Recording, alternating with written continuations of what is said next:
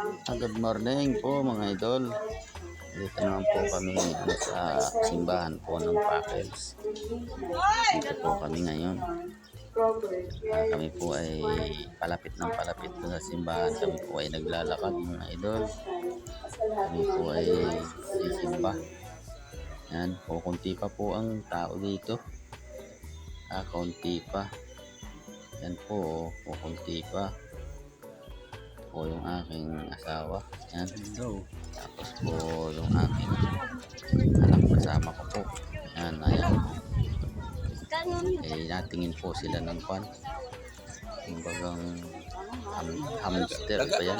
Yung nilagay siya ng Tapos yung hamster sisiw na may napabayaan. kulay. Yan, o tinitingnan ng aking ito. Yan po yung anak ko yan.